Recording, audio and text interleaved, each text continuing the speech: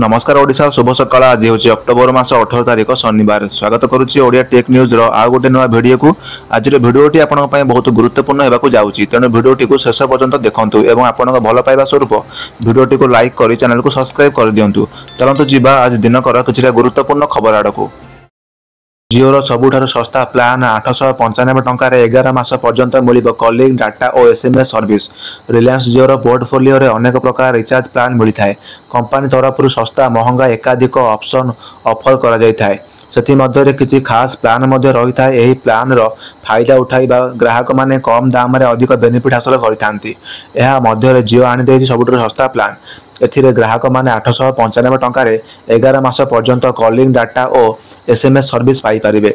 यह company long term plan होई पारे होइथिबा बेले ग्राहक माने 11 मास पर्यंत वैलिडिटी पाई परिबे। 895 टंकिया प्लान 336 दिन वैलिडिटी सहित आसीछि। एथिरे 2 जीबी डाटा 28 दिन पाई मिलिबो, अर्थात पूरा वैलिडिटी पाई आपन को 24 जीबी डाटा मिलिबो। डाटा लिमिट समाप्त हो जिबा पर यूजर्स को 64 kbps रो स्पीड डाटा मिलिबो। या छड़ा कंपनी अनलिमिटेड कॉलिंग और 55 एसएमएस 28 दिन पाई ऑफर करुच्ची। ग्राहकों को मोट 600 एसएमएस मिलिबो। एही प्लान सह कंपनी अतिरिक्त बेनिफिट ऑफर मध्य करुच्ची। एही प्लान रे जियो टीवी और जियो एआई क्लाउड रो एक्सेस मिलिबो। किछि बछा बछा और खास यूजर्स को यह सुविधा मिलिबो बोली कहा जाउची। परवर्ती खबर, पेटी भितरे कोटी कोटी टंका। उपजिलापाल घरे है विजिलेंस रेड, पेटी मिला पुला पुला टंका। सूचना मुताबक पेटी मिला पुला पुला टंका। हाँ दर्शक बंधु, नवरंगपुर उपजिलापाल घरे होता विजिलेंस रेड और मिली कोटी कोटी टंका।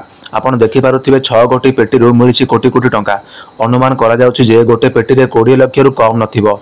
तेबे एते सारा टंका अच्छी बोली केमिति जानिले अधिकारी। सूचना अनुसार उपजिलापाल लांच नेउथिबा बेले एने साधारण जनता बहुत थर अभियोग करथिले, मात्र उच्च अधिकारी अनेक थर विषय को मुख्य रूपे नहीं नथिले। मात्र यह प्रति पदक्षेप नेबा चिंता करी पहुंचथिले उपजिलापाल प्रशांत राउत घरे। मात्र सेठारे पहुंचला बेलू ऑफिसर माने किसी शब्द शुणा पाइथिले एवं ताहा कौन जानिबाकू जाइथिबा बेले देखिथिले जे प्रशांत घर नंबर 117 और घर को लगे 116 नंबर घर रही। तेबे 116 घर छात उपरे 6टी पेटी फोपड़ा जाइछि। एबे 116 नंबर घर लोक को जाई पचरा गला जे तेबे से माने कहिथिले जे यह आमर नुह। उपजिलापाल प्रशांत रेड पड़िबार खबर शुणी टंका को पेटी पुराई 116 नंबर घर छात उपर फोपाड़ी देते। तेबे एते टंका पाइबा पर उपजिलापाल को निज कर्तृपक्ष रखी गोटे गोटी टंका पचरा उचरा कर सूचना मिली। बोधे उपजिलापाल एपरी गोटे समय आसो, तेणु से पूर्व व्यवस्था कर रखिते। मात्र एथर तांकर प्रयास विजय हो पारा ना। विजिलेंस रेड ऑफिसर हाथ में धरी नेले। टंका को गणना करने बेले ताहा 2 कोटी टंका थिबा जणा पड़िछि।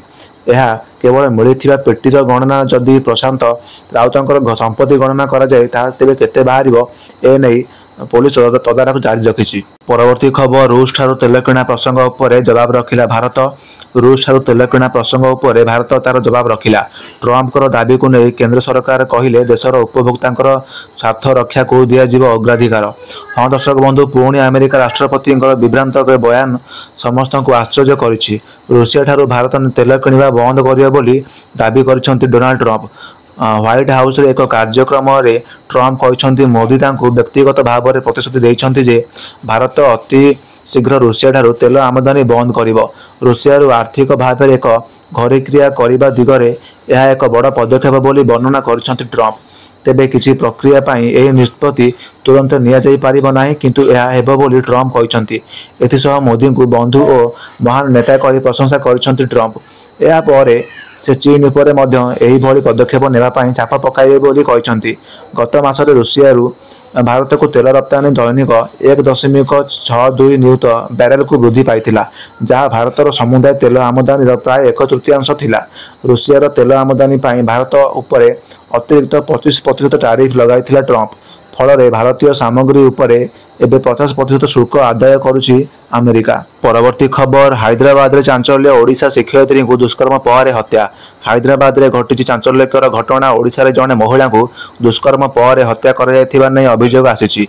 हैदराबाद पेट बसिराबाद कोमपाली अंचल एभली घटना घटी। भरतपुर अंचल रोकता जड़े महिला जनक खोर्धा बाणपुर थाना अंचल बह कर 4 वर्षर पुओटीए रही। स्वामी पेटबसिराबाद कोमलपाली अंचल निर्माण काम करुवा एक कंपानी इलेक्ट्रोनिक रक्षणाबेक्षण विभाग में काम करुले। 6 मास पूर्वे पत्नी और पुओ सेठाकु जाइथिले। पत्नी कंपानी काम करुवा श्रमिकंकर पिलामानकु पढ़ाइबा सह कंपानी परिसर थिबा क्वार्टर्स रे स्वामी और पुओ सह रहउथिले। निकटरे स्वामींकर दुबई रो एक कंपानी रे चाकरी स्थित हो जाइतिला। हेले पासपोर्ट रे त्रुटि थिबारु दुबई जिबारे असुविधा होइतिला।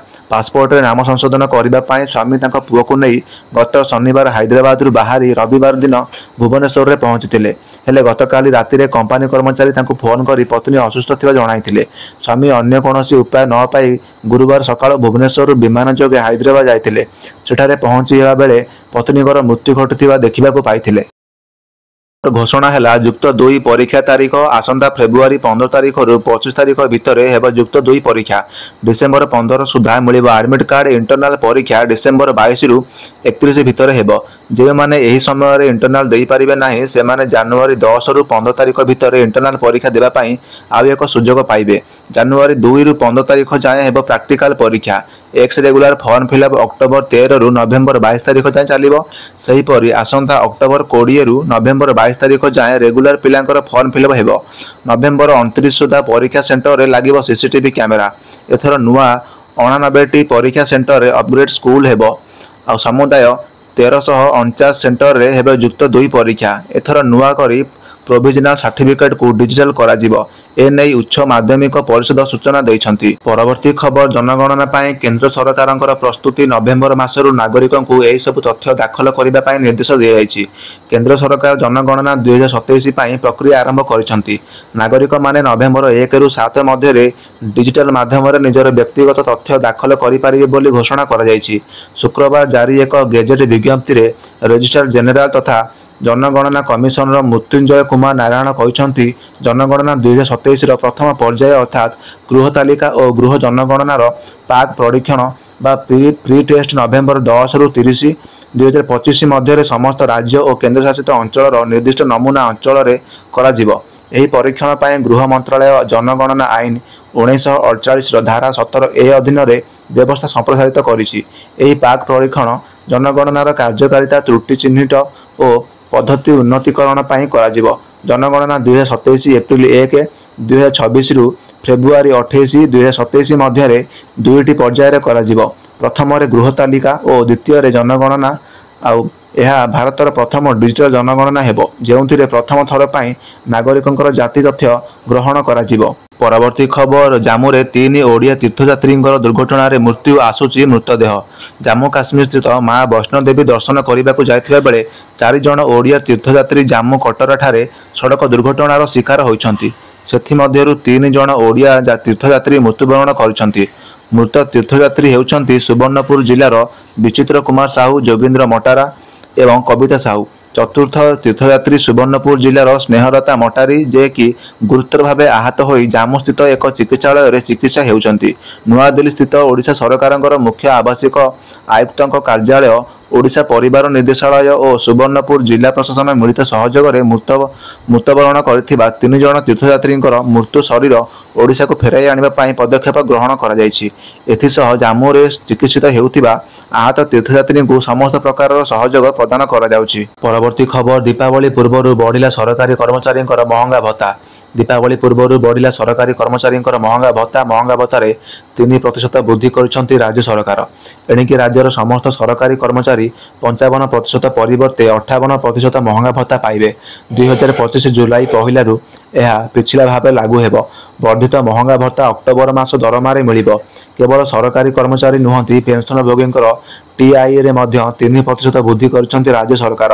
अनुरूप भाव में यही वर्धित टंका सेमाने अक्टोबर मासरे पाई परिबे।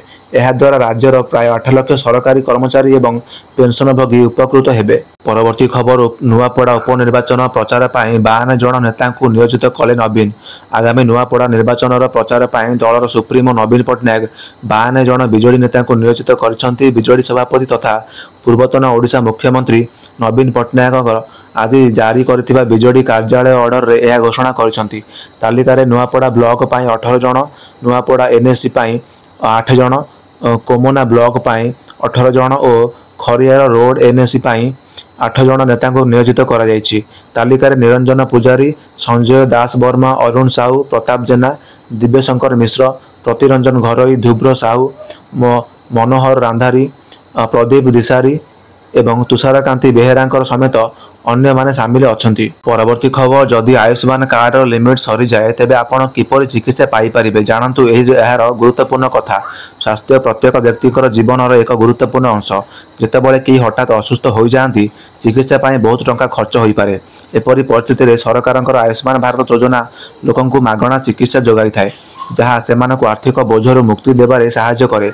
ଆୟୁଷ୍ମାନ କାର୍ଡ ମାଧ୍ୟମରେ ଯୋଗ୍ୟ ପରିବାରଗୁଡ଼ିକ ସରକାରୀ ଏବଂ ବେସରକାରୀ ତାଲିକାଭୁକ୍ତ ହସ୍ପିଟାଲଗୁଡ଼ିକରେ ପ୍ରତିବର୍ଷ 5 ଲକ୍ଷ ଟଙ୍କା ପର୍ଯ୍ୟନ୍ତ ମାଗଣା ଚିକିତ୍ସା ପାଇପାରିବେ। ଏହି ଯୋଜନା ପୂର୍ବରୁ ଲକ୍ଷ ଲକ୍ଷ ଲୋକଙ୍କୁ ଆଶ୍ୱସ୍ତି ପ୍ରଦାନ କରିଛି ଏବଂ ଅନେକ ଗମ୍ଭୀର ରୋଗର ମାଗଣା ଚିକିତ୍ସା କରାଯାଇଛି। ତଥାପି ଯଦି ଆପଣଙ୍କର ଆୟୁଷ୍ମାନ କାର୍ଡ ସୀମା ପହଞ୍ଚି ଯାଇଛି ତେବେ ଆପଣ ଆଉ ତୁରନ୍ତ ମାଗଣା ଚିକିତ୍ସା ପାଇପାରିବେ ନାହିଁ। ଏହି ସୀମା ପ୍ରତ୍ୟେକ ଆର୍ଥିକ ବର୍ଷରେ ନିର୍ଣ୍ଣୟ କରାଯାଏ ଏବଂ ଗୋଟିଏ ବର୍ଷ ପରେ ନବୀକରଣ କରାଯାଏ। ଏହାର ଅର୍ଥ ହେଉଛି ଯେତେବେଳେ ନୂତନ ଆର୍ଥିକ ବର୍ଷ ଆରମ୍ଭ ହେବ ଆପଣଙ୍କର ଆୟୁଷ୍ମାନ କାର୍ଡ ସୀମା ପୁନଃ ସେଟ୍ ହୋଇଯିବ। କେବଳ ସେତେବେଳେ ଆପଣ ପୁଣି ଥରେ ମାଗଣା ଚିକିତ୍ସା ପାଇପାରିବେ। ସେ ପର୍ଯ୍ୟନ୍ତ ଆପଣଙ୍କୁ ଚିକିତ୍ସାର ଖର୍ଚ୍ଚ ନିଜକୁ ବହନ କରିବା ପାଇଁ ପଡ଼ିବ। ଯଦି ସୀମା ପହଞ୍ଚିବା ପରେ ଆପଣଙ୍କର ଚିକିତ୍ସା ବାଧାପ୍ରାପ୍ତ ହୁଏ ତେବେ ଆପଣଙ୍କୁ ସ୍ୱାସ୍ଥ୍ୟ ବିଭାଗରୁ ସ୍ୱତନ୍ତ୍ର ଅନୁମତି ନେବାକୁ ପଡ଼ିପାରେ। କିଛି କ୍ଷେତ୍ରରେ ବିଭାଗ ଅବସ୍ଥାର ଗମ୍ଭୀରତା ଉପରେ ଆଧାର କରି ଅତିରିକ୍ତ ସହାୟତା ଯୋଗାଇପାରେ, ତଥାପି ଏହା ଅନୁମୋଦନ ଉପରେ ନିର୍ଭର କରେ। ଏଥିପାଇଁ ଆପଣ ଆପଣଙ୍କର ନିକଟସ୍ଥ ସରକାରୀ କିମ୍ବା ବେସରକାରୀ ତାଲିକାଭୁକ୍ତ ହସ୍ପିଟାଲର ପ୍ରଶାସନିକ ବିଭାଗ ସହିତ ଯୋଗାଯୋଗ କରିବା ଉଚିତ।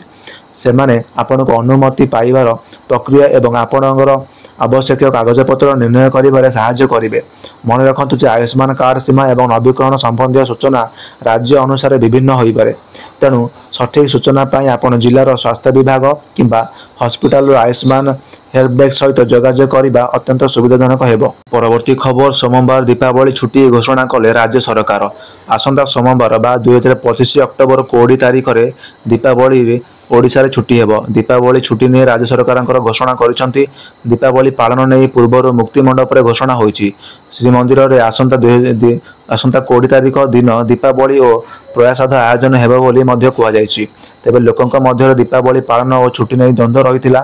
ସୂଚନାଯୋଗ୍ୟ, ଦୀପାବଳି ନେଇ ଚଳିତ ତଥ୍ୟ ଦ୍ୱନ୍ଦ୍ୱ ଉପୁଜିଥିଲା। କିଛି ଲୋକ ଆସନ୍ତା 20 ତାରିଖର ଦୀପାବଳି ପାଳନ ପାଇଁ ଚିନ୍ତା କରୁଛନ୍ତି, ଆଉ କିଛି ଅକ୍ଟୋବର 21ରେ ଦୀପାବଳି ପାଳନ ହେବ ବୋଲି କହୁଛନ୍ତି।